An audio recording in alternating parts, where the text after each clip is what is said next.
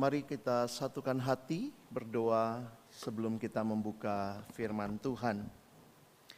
Bapa di dalam surga, kami datang kepadamu, terima kasih kalau Tuhan adalah Allah kami yang hidup dan yang mendengar doa-doa kami, yang kami percaya akan menjawab seturut dengan waktu dan kehendak-Mu. Karena itulah Tuhan, kami juga merindukan malam hari ini firman-Mu kembali boleh diteguhkan di dalam hati setiap kami.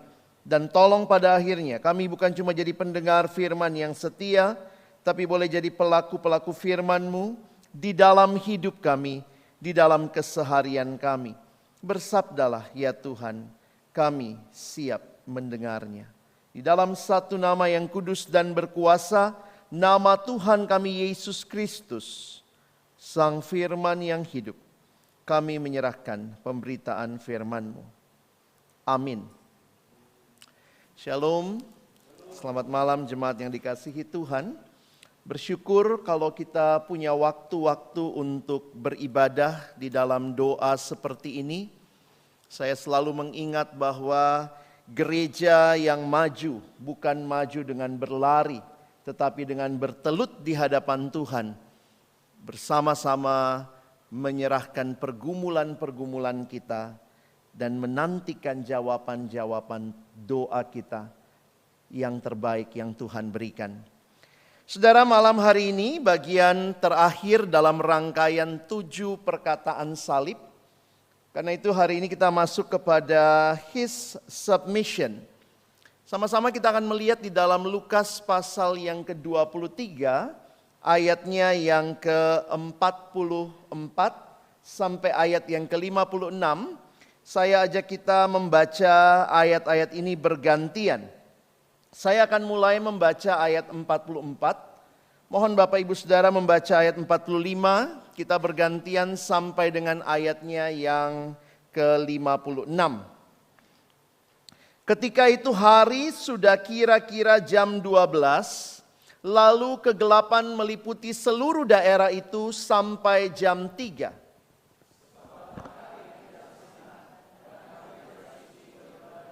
Lalu Yesus berseru dengan suara nyaring, "Ya Bapa, ke dalam tangan-Mu kuserahkan nyawaku." Dan sesudah berkata demikian, ia menyerahkan nyawanya.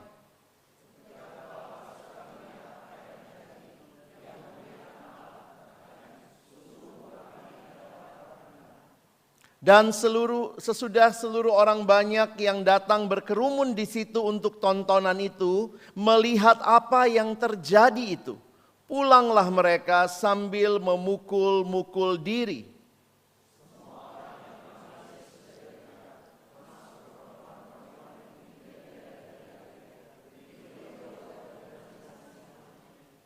Adalah seorang yang bernama Yusuf, ia anggota majelis besar dan seorang yang baik lagi benar.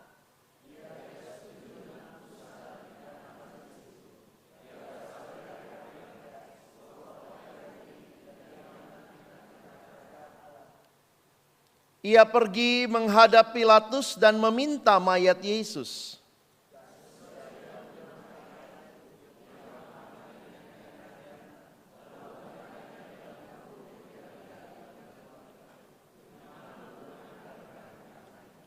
Hari itu adalah hari persiapan dan Sabat hampir mulai.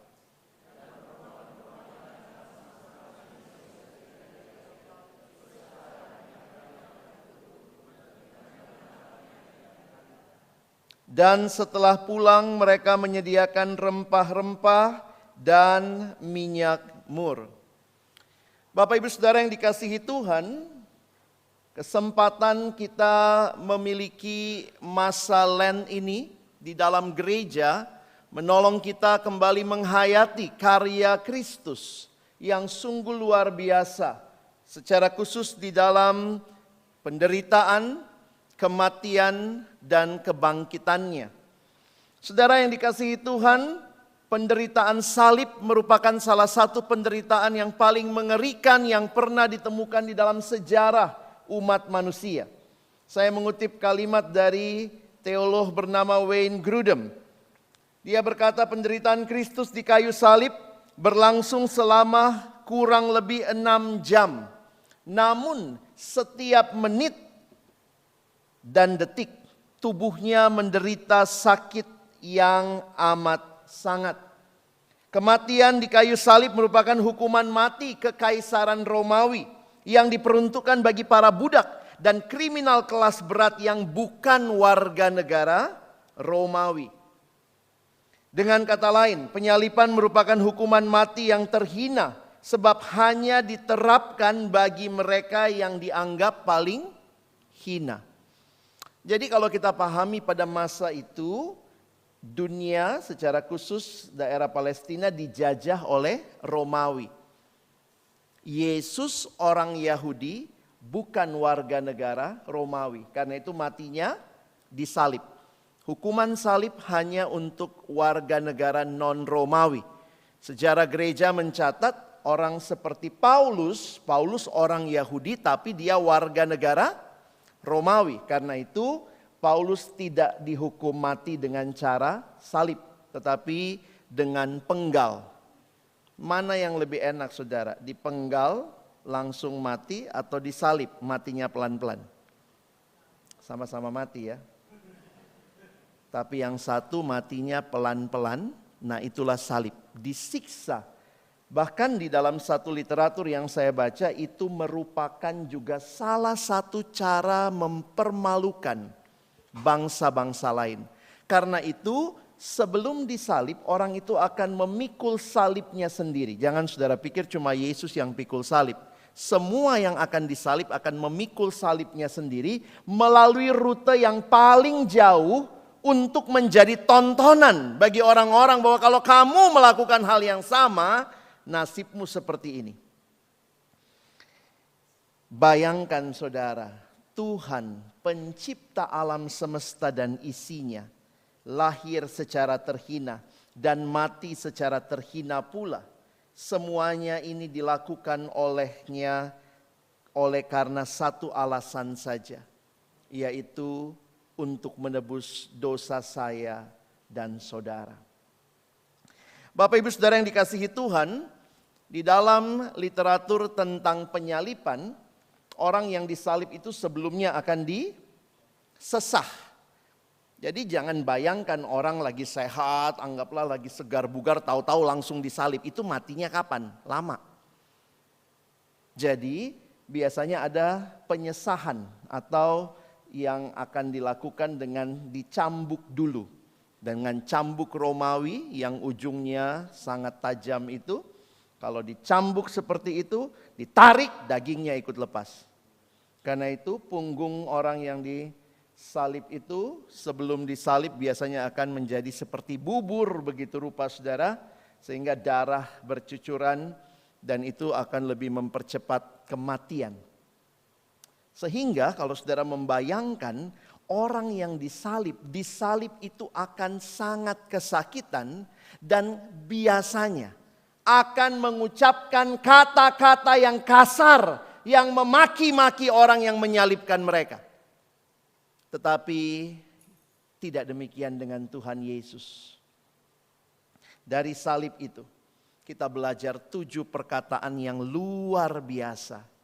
Bukan sebuah makian, bukan sebuah pembalasan dendam.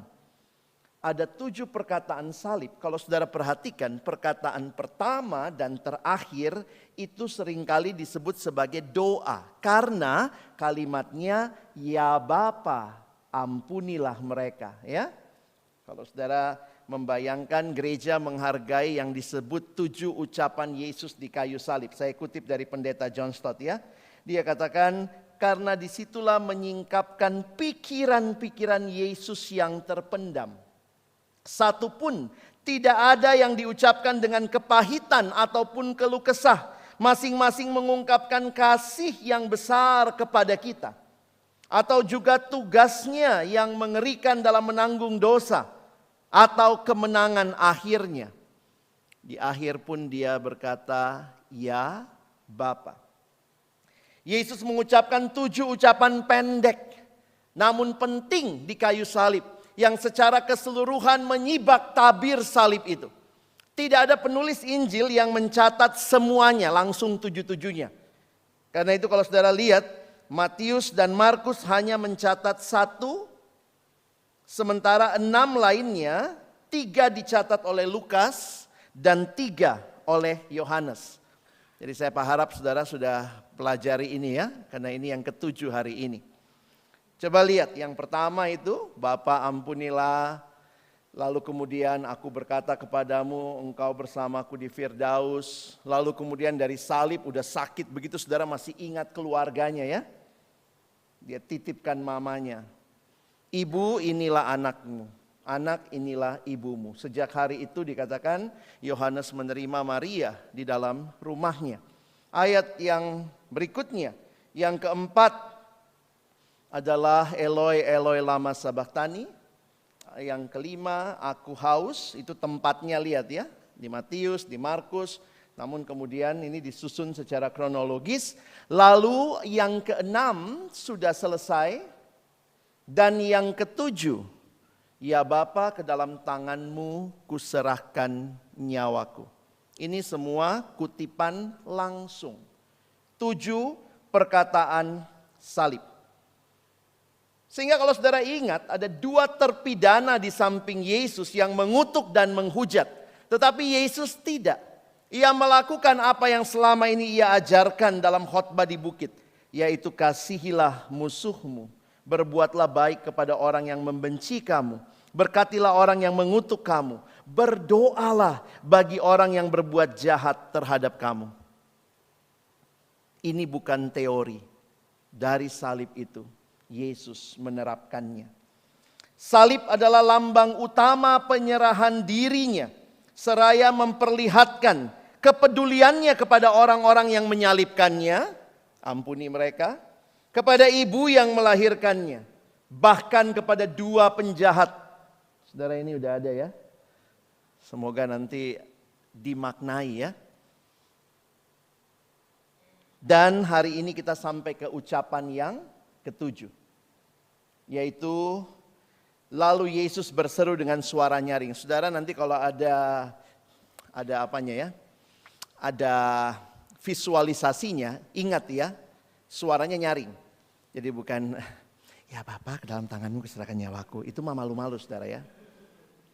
Ini suaranya nyaring. Kalau baca Alkitab, kembangkan imajinasi kita.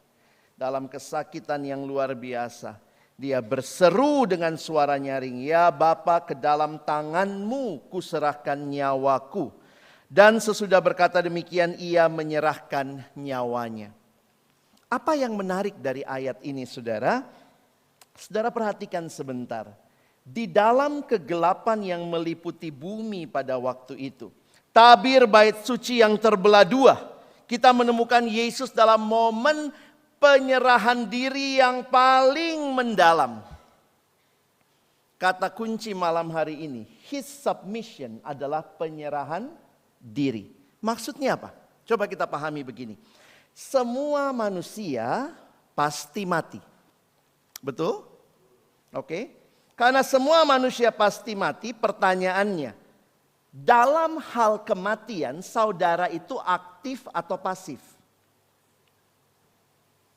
Kematian, nah bahasa-bahasa kita ya, kematian menjemput kita.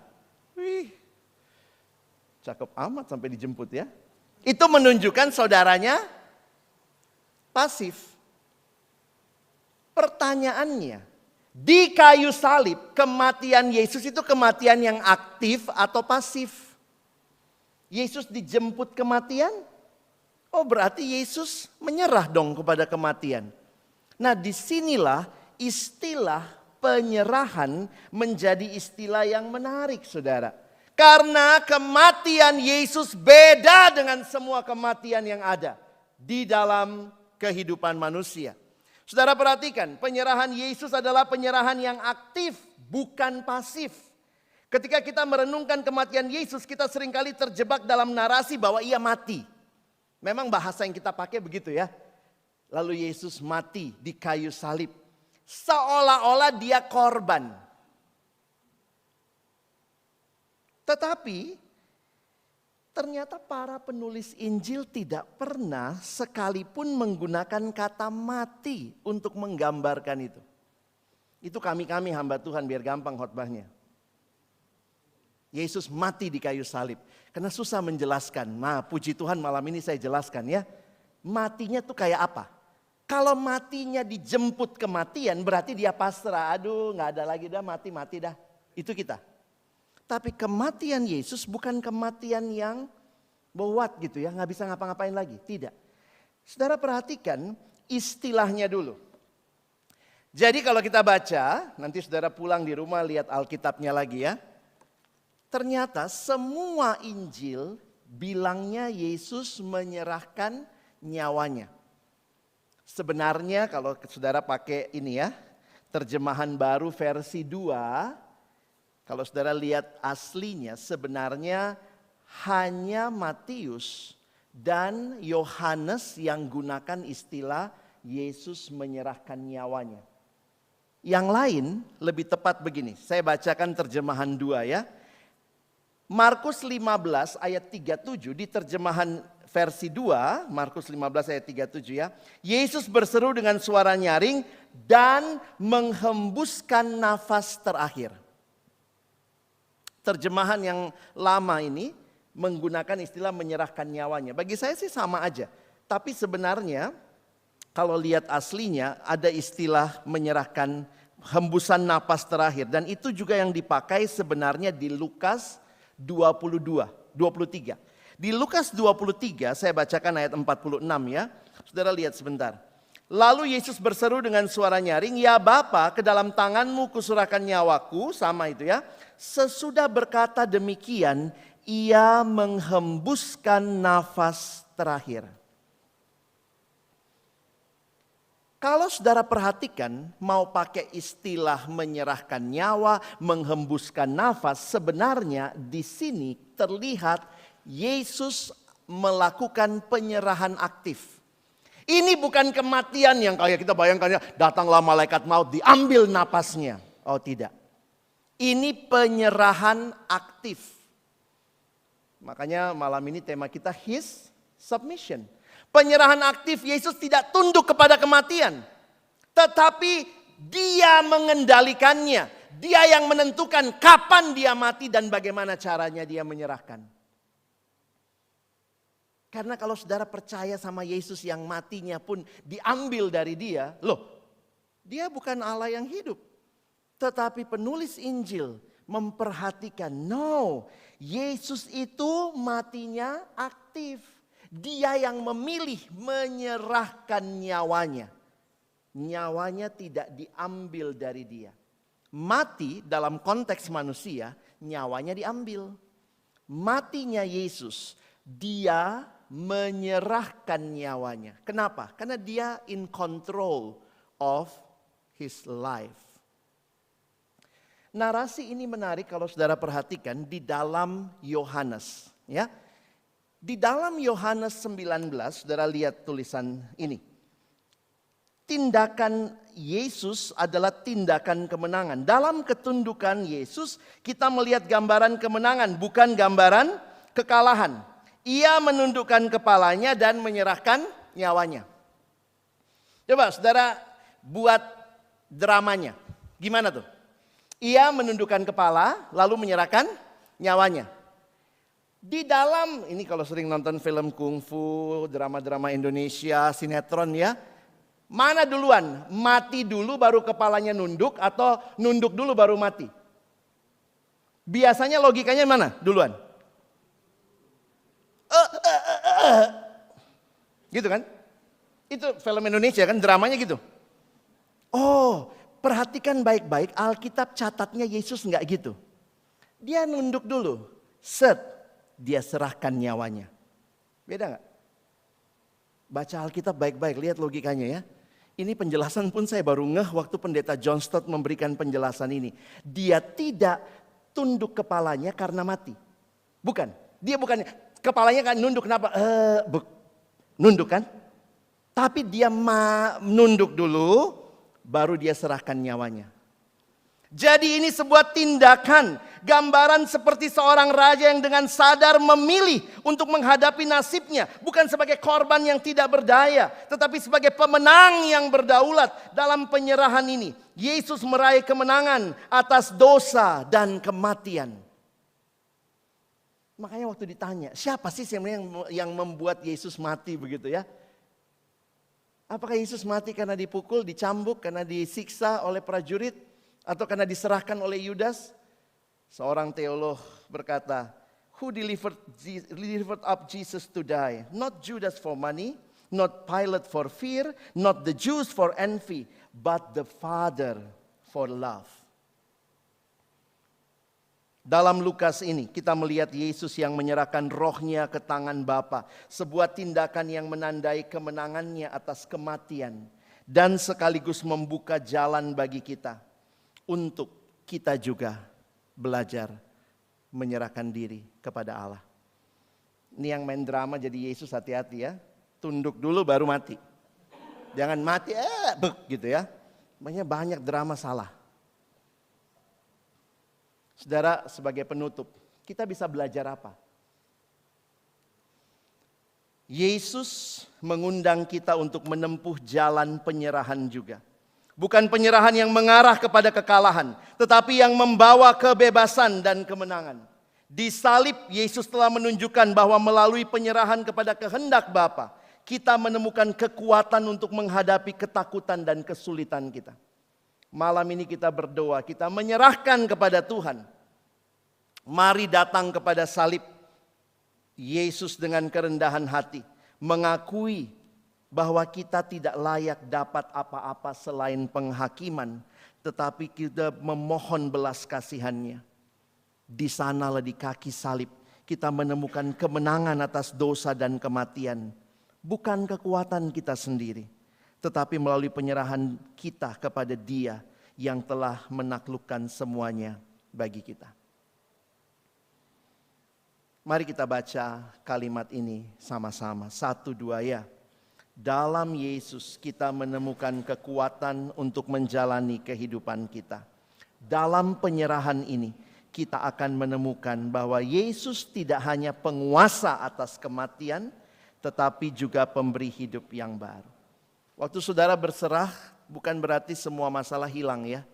Tetapi Tuhan kasih cara, kekuatan melewati semuanya. Karena itu sebagai penutup marilah saudara. Mari datang, serahkan seluruh aspek hidup kita. Percaya bahwa di dalam penyerahan kita menemukan kebebasan dan kehidupan yang sejati. Amin. Mari berdoa. Kami bersyukur punya Allah yang berkuasa atas kematian. Karena Engkau Allah kami yang hidup. Dan Engkau menunjukkan penyerahan-Mu kepada Bapa. Kami yang saat ini ada dalam dunia ini. Biarlah meneladani-Mu ya Tuhan. Belajar menyerahkan seluruh hidup kami hanya kepada Allah yang berkuasa. Menolong kami melalui berbagai pergumulan kami. Dan bahkan menjanjikan kehidupan yang baru di dalam Engkau. Terima kasih, malam ini kami mengerti siapa Tuhan yang kami sembah. Bukan Allah yang pasif terhadap kematian, tapi Allah yang aktif dan menang. Dan itulah yang membuat kami bisa tenang ketika kami berserah kepada Engkau Allah kami yang hidup. Terima kasih, tolong kami bukan cuma jadi pendengar firman, tetapi jadi pelaku-pelaku firman-Mu. Dalam nama Yesus kami berdoa, bersyukur. Amin.